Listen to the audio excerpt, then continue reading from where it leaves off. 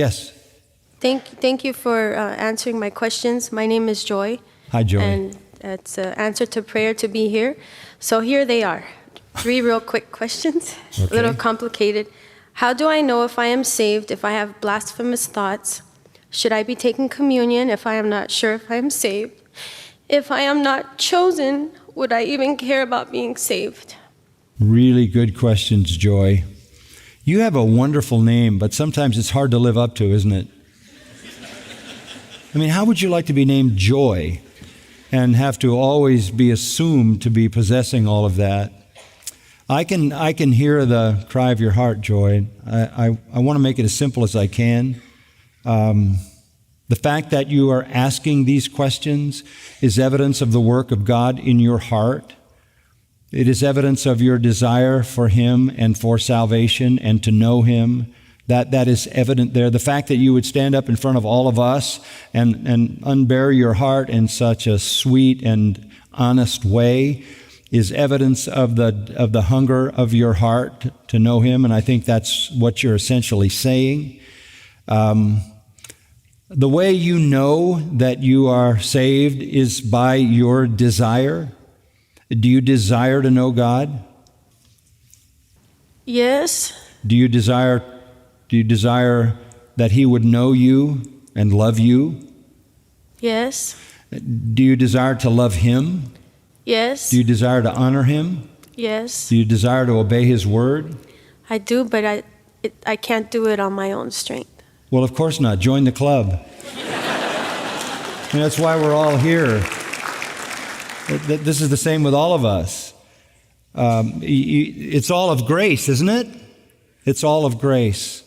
The Apostle Paul in Romans 7 helps us because this is the Apostle Paul. This is the one that we would elevate as the supreme example of a Christian. And he says, he calls himself a wretched man because he says, I do what I don't want to do and I don't do what I want to do.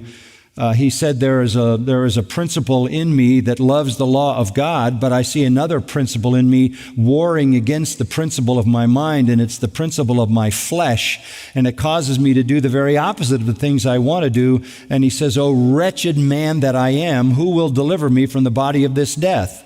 And that's a very interesting illustration. One of the ways that murderers were punished in the ancient world was that the victim that they had murdered was strapped to their body, and eventually the decay from the corpse would destroy them.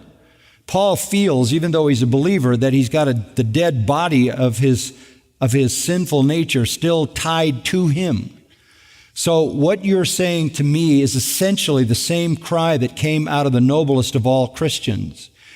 And that very cry is evidence of the work of God in your heart, that you desire to know God, to be loved by God, to love God, to honor God, to obey God, and that you know you can't is a statement of a genuine believer, because you recognize that you aren't everything you should be, and you are utterly dependent upon God Himself and upon the Holy Spirit. That's true of your salvation. You can't save yourself and you can't sanctify yourself. So you're where all honest Christians live.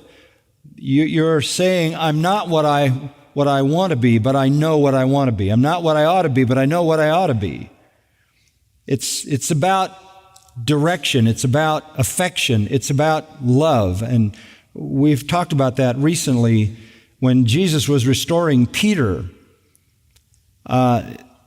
In John 21, he said 3 times, do you love me? Do you love me? Do you love me? And Peter had been caught in disobedience again. And yet he said, Lord, you know me, you know I love you. Then feed my sheep.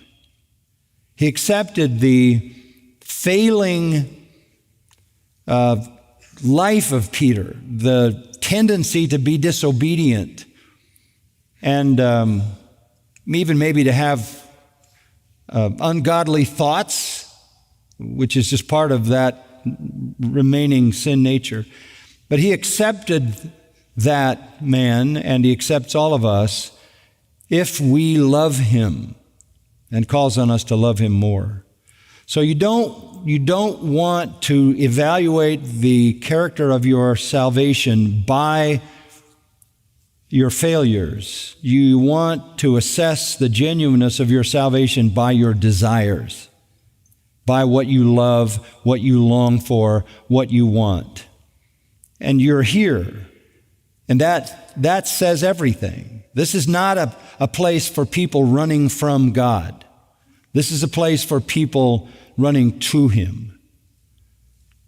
But asking the question is important. The purest joy, to kind of play on your name a little bit, the purest joy in the Christian life comes when we are obeying Him, loving Him, serving Him, worshiping Him. That's when we enjoy the most assurance. Security is one thing. Security means that I am saved and He will keep me until I see Him face to face. I'm secure in Him. That's not assurance. Assurance is the confidence I have in my mind of my salvation.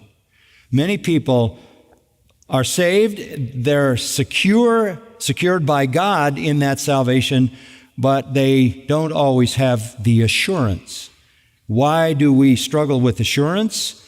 Because we know our weakness, because we know our temptations, because we know we're not what we ought to be. Sometimes because we fall into a pattern of sin and we lose our assurance. Sometimes because perhaps we have been taught wrongly that you might do something that cause you to lose your salvation, and that generates a certain amount of fear. But to go back to the main point, the very desire of your heart is the evidence of the work of God in your life, because unregenerate enemies of God don't have those desires. Okay? Does that help? Thank you. Thank you, Joy.